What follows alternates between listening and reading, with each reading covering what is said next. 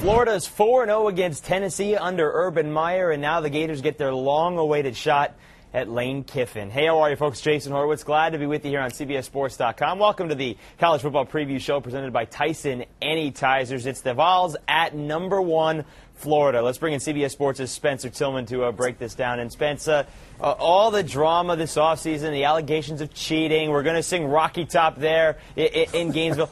You know, it's almost like we're looking more at the drama than the outcome here with a 4-touchdown spread in this game. Well, typically, if you go back to the olden years when it was Steve Spurrier and Philip Fulmer, drama was always a part of it. If it wasn't Steve Spurrier giving it that little sharp quip that stung Philip Fulmer, and Philip, a little bit more passive in that regard, wouldn't trade jab so aggressively. But again, it was always entertaining. We never could refute that. I think now this is warranted. You're not going to have the type of outcome that we're expecting if there is no drama for this one. Lane Kiffin coming in, trying to get a spark for Tennessee in the program, develop an identity, had some sharp comments.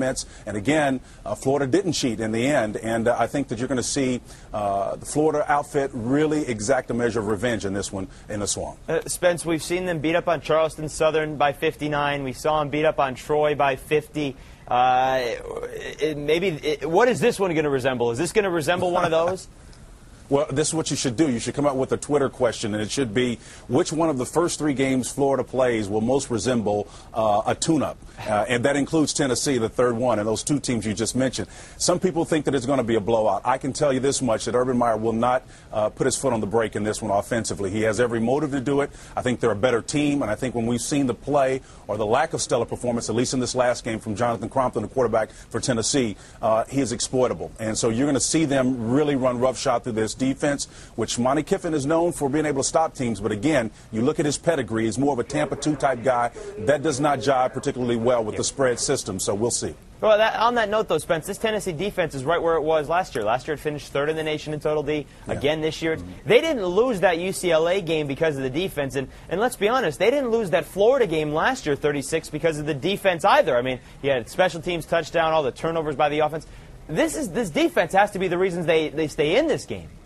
Well, absolutely. And again, Monty Kiffin will find a way to, in those nickel packages, get pressure on the quarterback. He has to be able to do it. First of all, they got to stop the run in whatever shape or fashion it takes place, whether it's Tim Tebow or their runners. However they build their running attack, Florida, Tennessee has got to have a solution for that. Because you go back and look at the template, it was laid last year. Although Alabama came up short ultimately in the championship game, they were able to defeat interior running game of Florida, in my opinion, and force Tim Tebow to throw the football that way. And I think that's what Tennessee's got to do. So you're absolutely right. Defense has got to be the key, starting with the run game in whatever shape it takes form. All right, for Tennessee here, Spence, you gotta hold on to the football here. Obviously, get rid of the turnovers. They're sticking with Jonathan Crompton. Does this game fall on his shoulders, or can Montario Hardesty, the running back in his senior year, get something done here? Well, I think Hardesty is going to be the key. You've got to keep the ball first out of the hands of that vaunted offense for Florida. And if they can't do that, then it's really going to be a track meet big time. Jonathan Crompton's emotional state right now is in question, in my opinion. I don't think he has the greatest confidence. Lane Kiffin did a pretty good job of protecting him in their opener. Put up stellar numbers, fantastic. But I think what they underestimated was what Dwayne Walker left them. He's now, of course, the head coach of New Mexico State. He left that defense of UCLA intact. I think they miscalculated how good that UCLA defense was, because outside of USC, nobody really is known for great defense. And conference as a whole, for that matter, doesn't have great defense, but UCLA proved them wrong. Yeah, so, yes, the key will be